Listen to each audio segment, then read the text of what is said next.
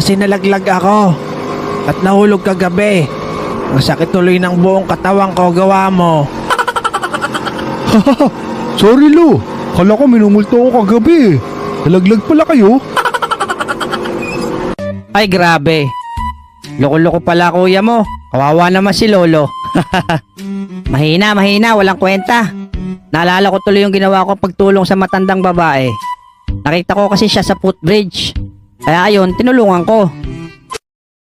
Hirap na talaga dumaan pag matanda na dito sa hagdanan. 5 minutes later. Ay, ang sakit sa likod. Naku, si Lola kailangan ng tulong. Buti andito si Bogart, handang tumulong. O Lola, tulungan ko na kayo. Baka kung mapano pa